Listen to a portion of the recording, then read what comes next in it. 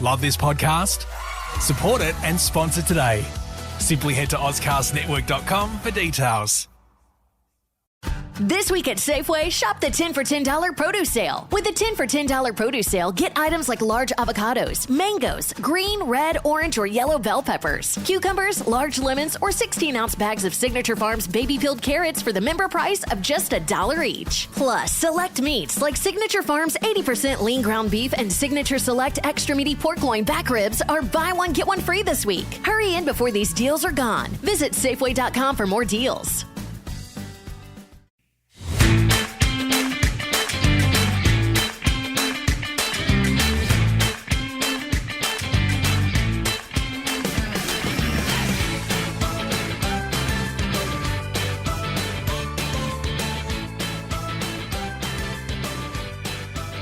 Well, Drew Jones, I wish we had a highly paid producer with the ability to go back through the archives on the Nest podcast, because I did call it, my friend, a number of weeks ago. You said, where do our next wins come from? And I said, my birthday, June 24, will beat the Bombers to make it a happy one for me.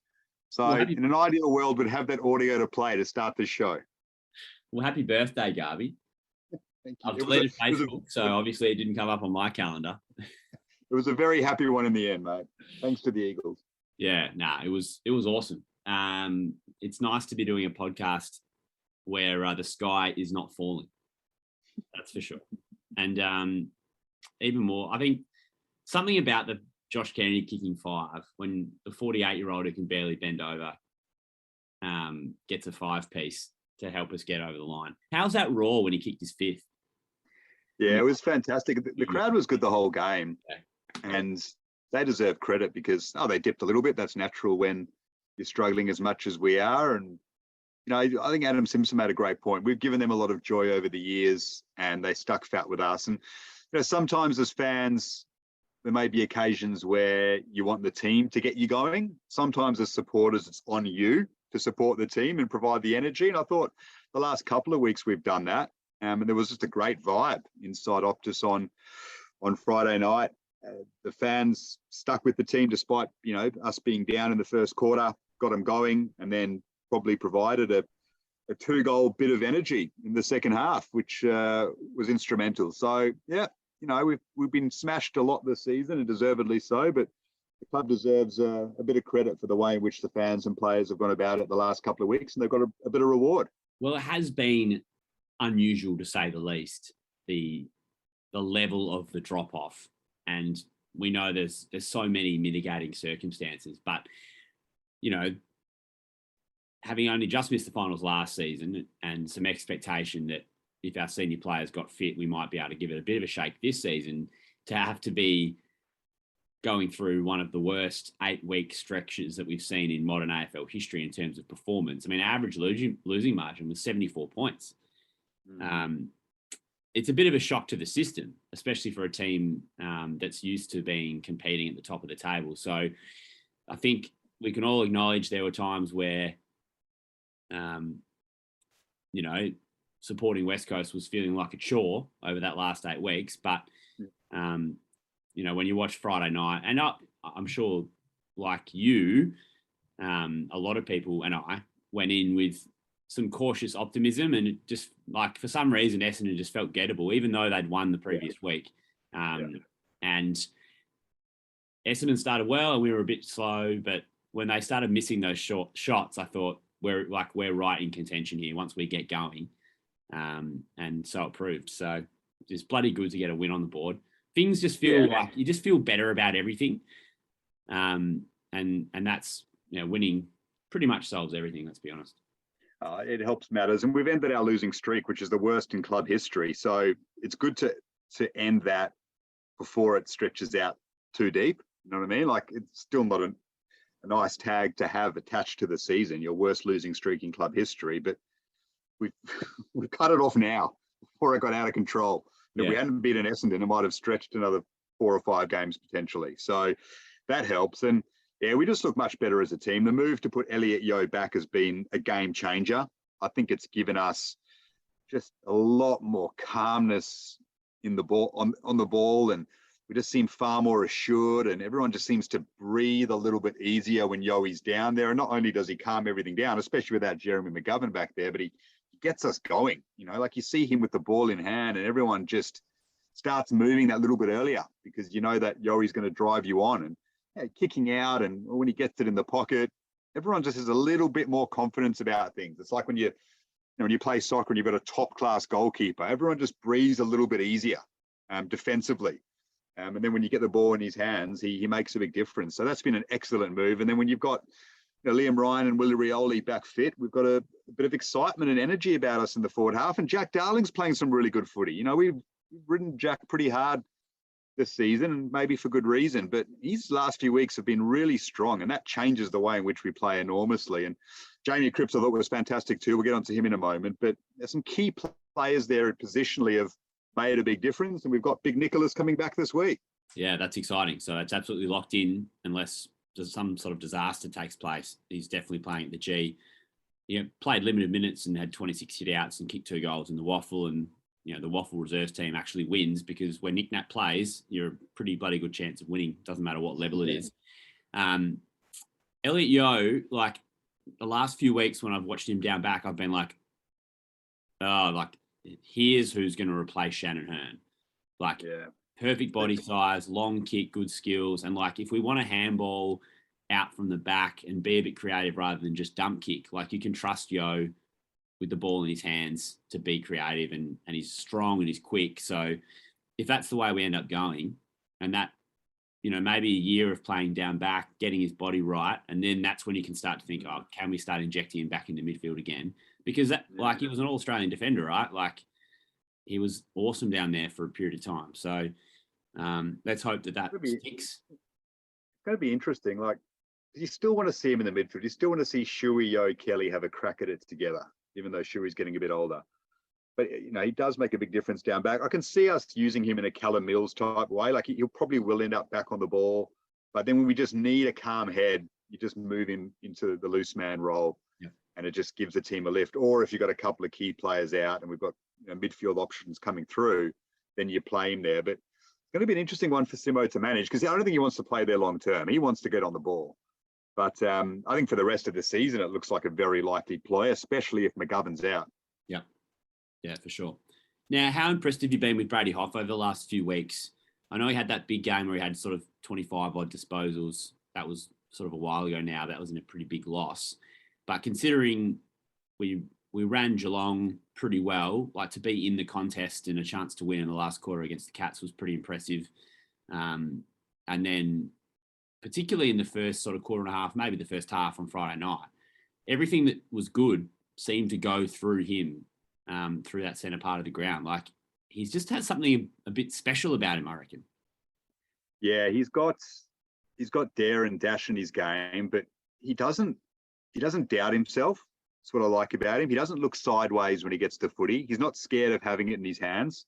He doesn't want to pass it off to someone more experienced and absolve himself of responsibility. He's happy to take it on.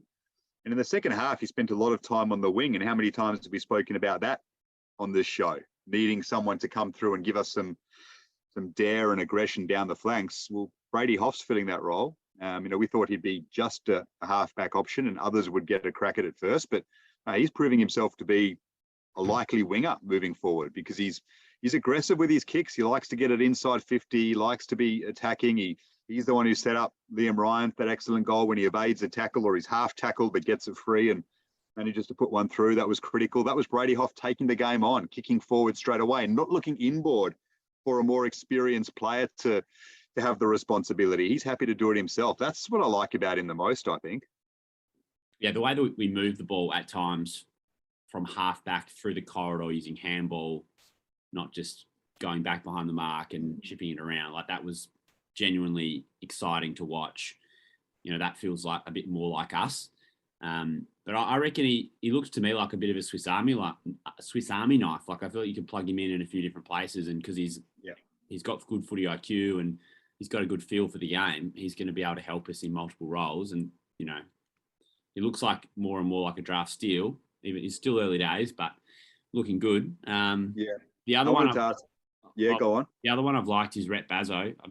Yeah, yeah. Feels like he knows what he's doing, doesn't it? No, he's just got class about him. But we knew that when we drafted him. I mean, there's some players you watch highlights of every player and they all look good. But there's some players that something about them stands out even more. And you can tell there's an extra element of class. I remember watching Luke Shuey's highlights for the first time and just being adamant we'd stolen one at pick 18 or whatever he was. Yeah. Like just being certain. Then other players and you're watching, all right, yeah, they look good, but are they going to develop? Are they going to have enough pace? Rhett Bazzo's one, when you looked at him marking it at junior level, you just thought, geez, the way in which he reads the ball, attacks the ball, and the cleanliness of his hands, you could just tell straight away that he was going to be a good player, and he's shown that. I mean, the question is, does he end up playing back or forward as time goes on? I think he might end up a forward because he's such a clean mark, but definitely for the next couple of seasons, he'll play down back. And again, just looks calm and composed and so confident in his ability to fly at the ball and try and mark it in situations where players may take the safer option and punch.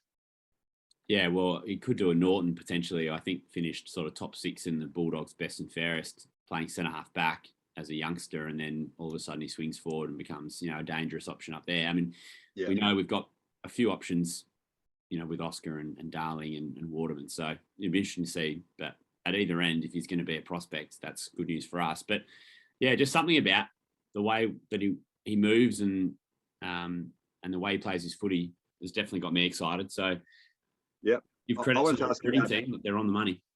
I wanted to ask you about Big Bad Bustling, because I thought his second half was really good, and the ruck jostling has been a point of conjecture. And Callum Jamieson might have had the leak, pardon the pun, on Bailey for a month. It looks like he might have hit a bit of a wall physically, which is understandable. And I thought Bailey's second half, because we got the first quarter, we got smashed out of the ruck. That's why we were behind. We just could not get hands on the footy at the ruck contest. And then I thought in the second half, Bailey made a big difference with his aggression and his leap, and that had a big say on the contest. Yeah, I felt like maybe going up against Draper kind of suited him, like a couple of hard-nosed rucks. Like they were both getting sort of down and dirty, but I feel like that really suits the way that Bailey plays. But there's no doubt I was definitely buoyed by what I saw from him.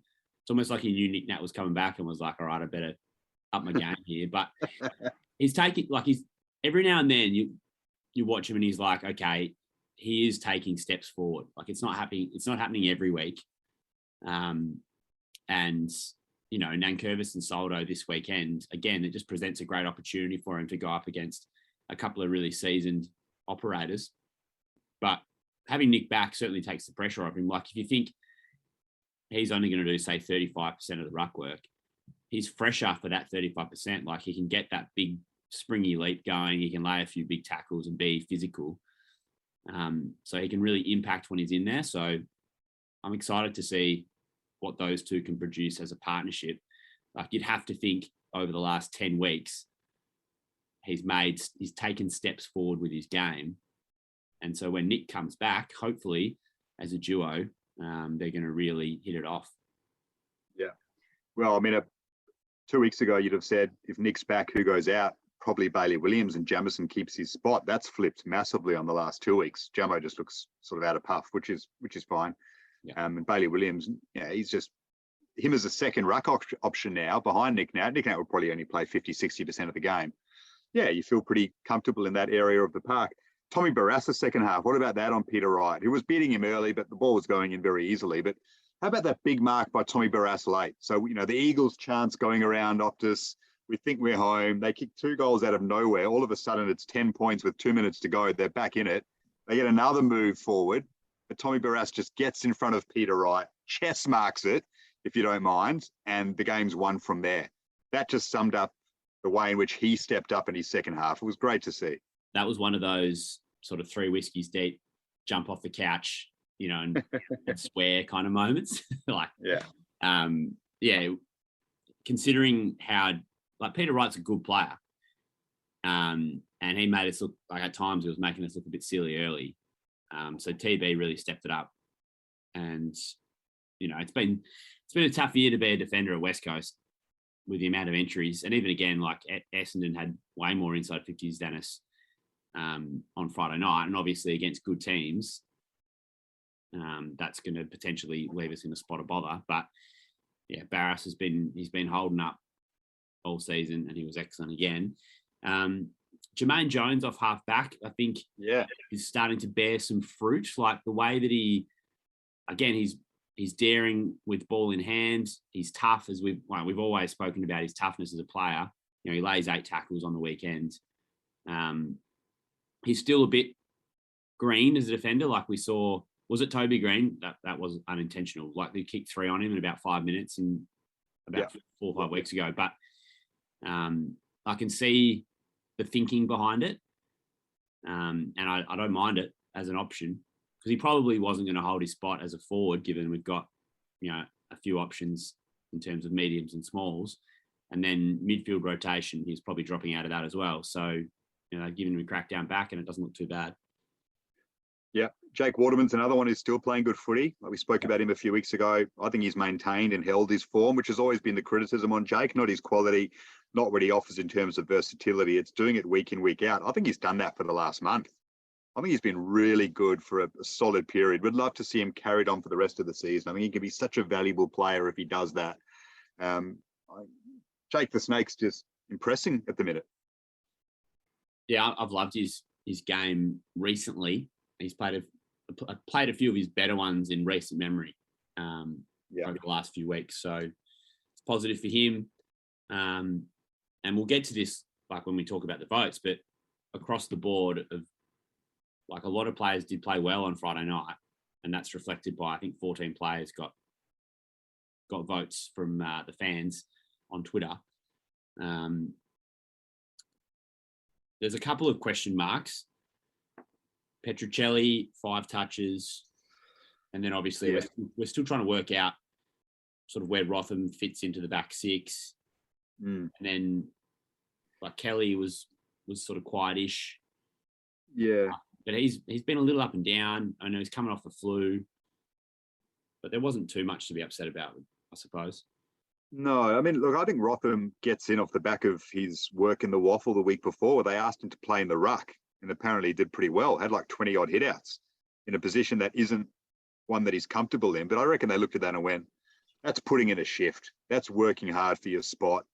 And he was rewarded. And I thought he was pretty good on the weekend, and he might well hold his spot now. So, I give Josh Rotham a tick overall for what he's done the last couple of weeks, both with his attitude and then his form backing that up.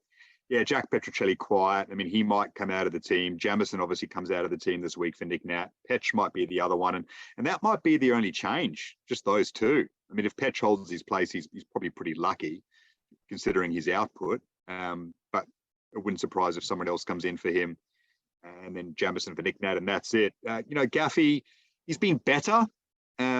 I think he's linking up nicely. Still not damaging the game. Like, he's getting good numbers, but you look at his meters gained. He's not really influencing that much. But I think he's had a little upturn in form the last couple of weeks. So, I don't think we should knock him too much at the moment. But he's just holding. He's holding his spot in the side, I think is probably fair to say, and holding his position as a player who's obviously overall, tailing off. Yeah. Well, I mean, it's always a hard one, isn't it? Like, we've got Gaff in the team who's just chugging along. Like, would we be better served looking at Xavier O'Neill or looking at Naish again? Like, that's always the hard part. Like, Clark had 27 disposals and 6 tackles and a goal in the waffle. Like, if we're serious about Clark being a player for us, like, should we be rewarding him going back and playing good footy? These are decisions I have to make, and having a few more fit players obviously helps with proper integrity at selection. Yeah. I mean, you look at it this week and you think, geez, you'd love to give Greg Clark a crack at it on the MCG, give him that experience. But then you're also thinking it's been such a dark time. We've just gone through our worst losing streak in club history. We've just had a big win. You don't want to mess with it too much. Like, let's just hold for a couple of weeks. Let's maintain. Then maybe in the back end of the season when we play Adelaide, when we play another team that's out of the finals race, whoever that may be, then maybe you look at saying, all right, Gaff, you have a week. We want to give Greg Clark a crack at it away from home or something like that. You know what I mean? Yeah. So Jai Cully's going to come in sooner rather than later, you would think. Would you give Petrevski-Seton a crack back in the team potentially ahead of Petruccelli, or do you give Petch one more? No, I would make a change on Petch. Who comes in for him, I'm not sure. So Jamison for Nick Nat for sure. And then, no, I would say to Petch, look, there's other players who deserve a crack at it. And a lot of guys excelled at waffle level. So whether it's Naish or Petrevsky-Seaton, or, I mean, Winder doesn't sound like he's done enough. So, and Naish had a lot of it. Probably him or Petrevsky-Seaton, I would say, get a crack this week over Petch. What about you? Yeah, I guess it depends what role you want filled. Like, I think Petrevsky-Seaton, they earmarked him for a forward half role. Yeah. So, you know, they've been forced to throw him around a little bit when he has played. But maybe he's the one that gets a chance. Familiar surrounds at the MCG. Maybe that works for him. What about Witherden out of the side? Have we missed him, do you think? Not really. I mean, I tweeted on the Nest account when we lost to Adelaide, and we fought back well in that game. But who are the two players that got turned by Darcy Fogarty in the first half of that game against Adelaide when we dropped back a lot and made it very difficult for ourselves to win it? Witherden, up against the boundary line, got turned by Darcy Fogarty, and Harry Edwards lost him in the middle of the ground. Darcy Fogarty's in a good run of form, but he's still not quick.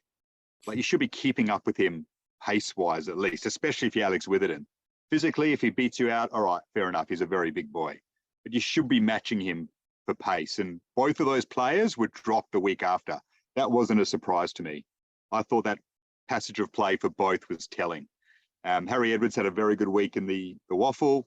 He broke the mark record for the Waffle Eagles, 23 marks or something like that. But who does he come in for? Can't see anyone going out for him. Witherden, will be around the mark. But unfortunately, Witho, as much as his kicking is such an advantage for us, defensively, he just makes too many errors and lets us down a little bit. Now with Yowie back there giving us that grunt and, an excellent exit option from defensive 50, I don't see him coming back this week. Yeah, I think the Eagles need to work out exactly what they want to do with Witherden. And probably Alex needs to have some honest conversations with coaches and leaders at the club to try and work out where he fits. He's not a great defender. He obviously doesn't have an elite tank. And I like the dare in his kicking, but he does make errors that tend to end up in goals for the other team. So I think everyone likes him. He was a popular player at Brisbane, but ultimately Chris Fagan sort of worked out that he probably didn't fit in their best 22 because they had Daniel Rich and then say Noah Answorth was coming through as a better defensive player. So he just sort of gets squeezed out. So there's a place for him in the best 22. They just need to figure out what the role is and whether he needs to spend some time in the waffle actually defending and learning that craft a bit better. Because otherwise, then what do you do with him? Yeah. Well, I mean, the question is, can he step into play in the midfield? But you're right. Does he have the tank? Does he have the physical ability? On a wing, maybe, and maybe it's easier for him to just have one opponent. So defensively, when he has to zone off, and then maybe he gets, for a passage of play, he gets put up against a bigger body. He just can't compete. Maybe on a wing, you can just watch one guy and worry about that guy and then hurt him the other way with his kicking. But does he have the tank for that? Don't know. He's at a really interesting point of his career, unfortunately.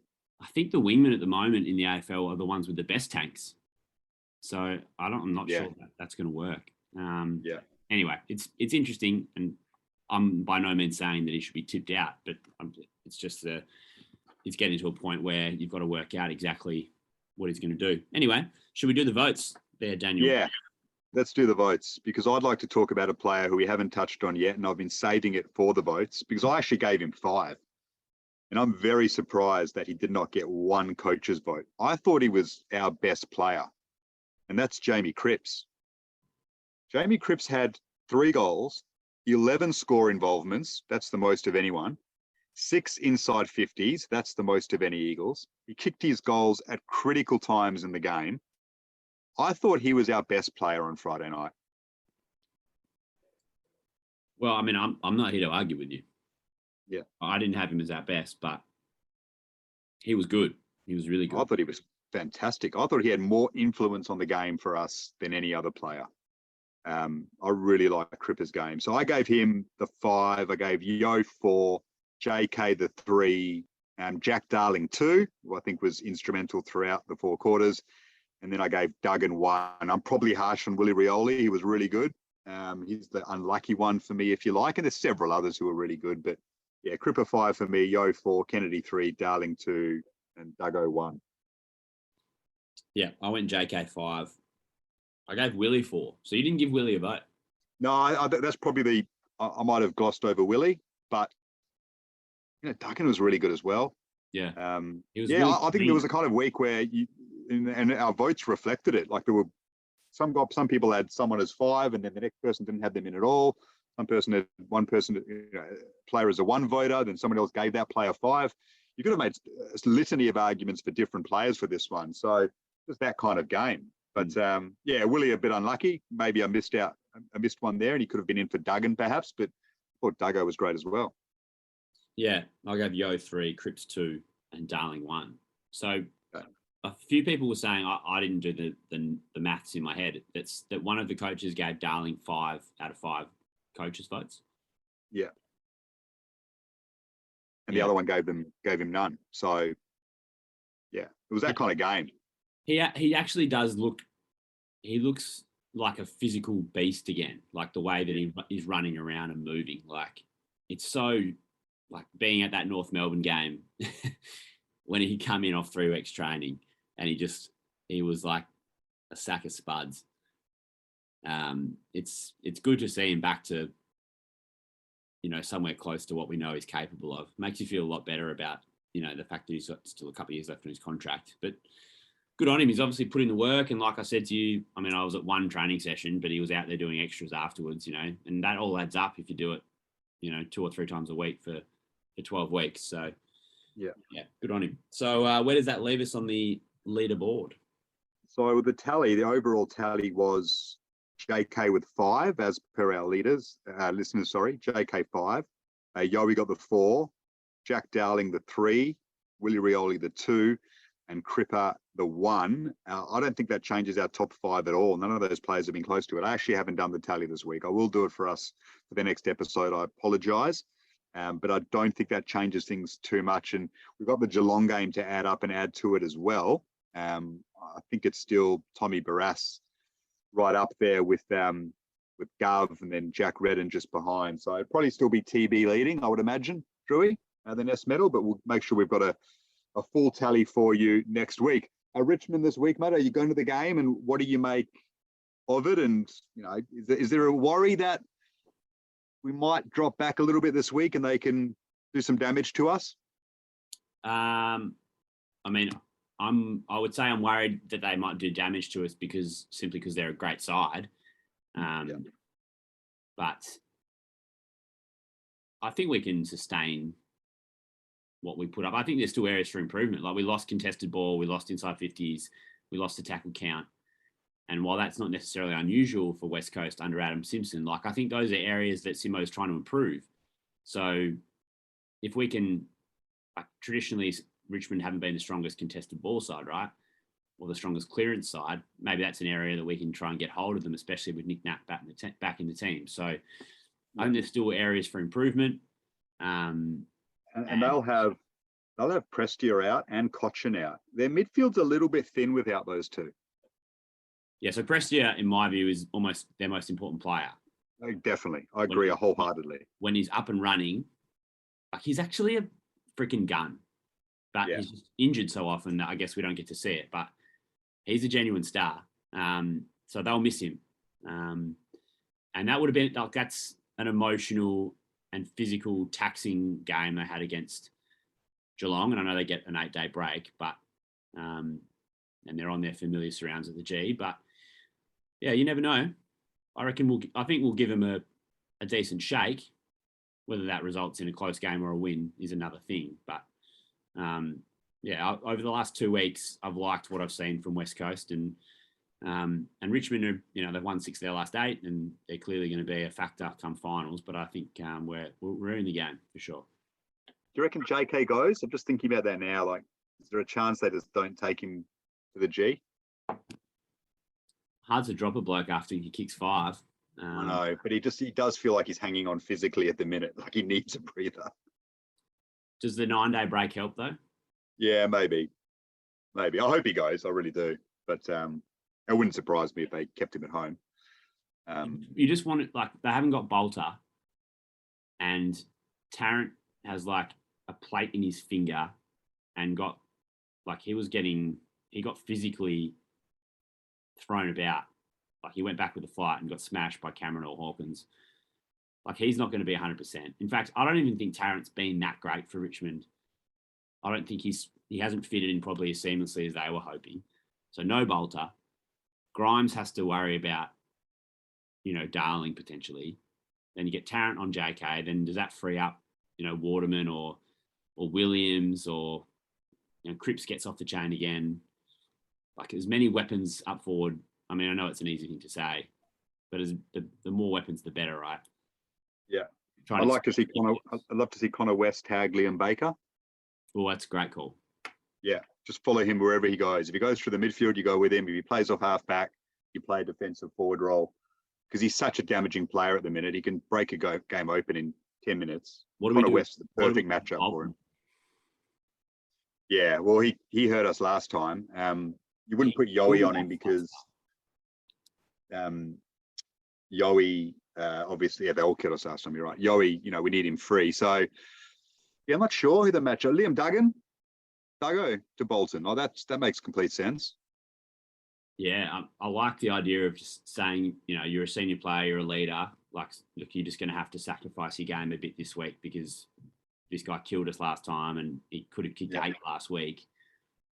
Like, it's just, it's the perfect Brad Shepherd role. Like, we miss Shep so much. Like, you take him for granted, but he could play on nearly, like, you remember he used to play on Rewalt?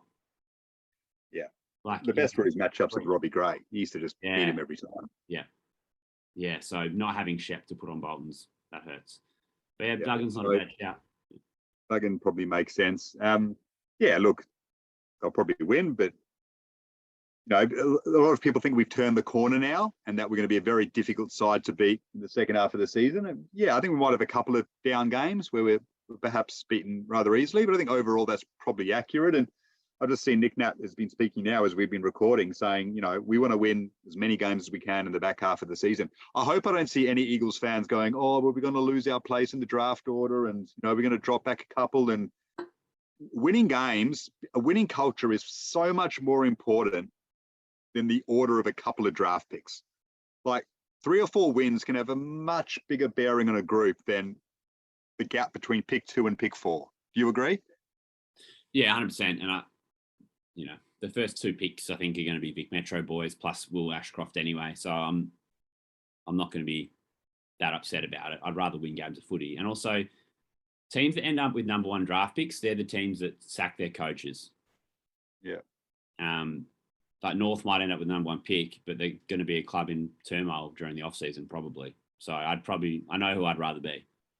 Yeah. Harry Sheasel's a player who could be available for our pick, and he's got something special about him. But look, we've got plenty more to worry about before the draft, that's for sure. And we'd like to win some more games and have the feeling we had on Friday night. Just quickly before we finish, wasn't it great seeing the 92 Premiership boys together, Drewy?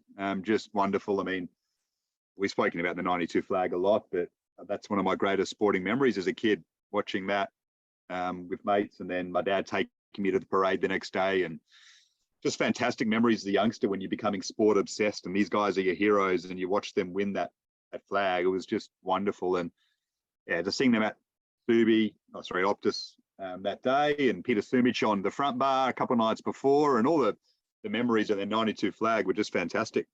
Yeah, I remember one of my mum's old boyfriends having all these VHSs of Eagles games up on his mantelpiece, and obviously the 92 flag was one of them. And I was telling him about the game that Peter Matera kicked 7 goals against Essendon, I think at the G, and being like, Peter Matera's my favourite player. And he's like, hang on, what about the 92 grand final? Like, and getting sat down to watch a replay. I obviously would have watched it before, but being so young, probably don't retain all that information. So I got to sort of experience all over again Matera kicking those goals and winning the norm.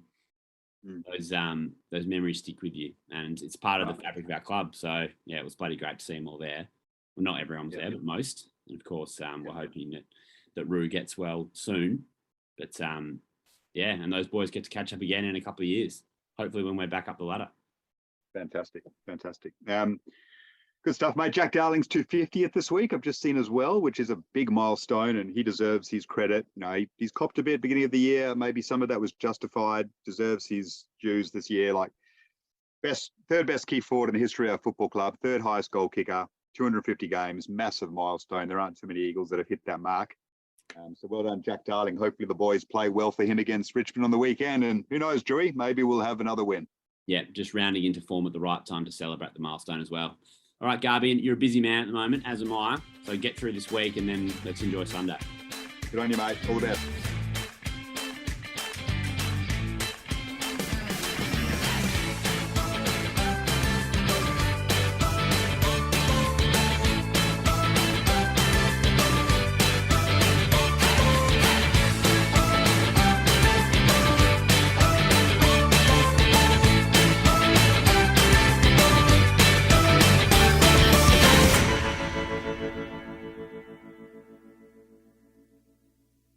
This week at Safeway, shop the 10 for $10 produce sale. With the 10 for $10 produce sale, get items like large avocados, mangoes, green, red, orange, or yellow bell peppers, cucumbers, large lemons, or 16-ounce bags of Signature Farms baby peeled carrots for the member price of just $1 each. Plus, select meats like Signature Farms 80% lean ground beef and Signature Select extra meaty pork loin back ribs are buy one, get one free this week. Hurry in before these deals are gone. Visit Safeway.com for more deals. Love this podcast? Support it and sponsor today. Simply head to AuscastNetwork.com for details.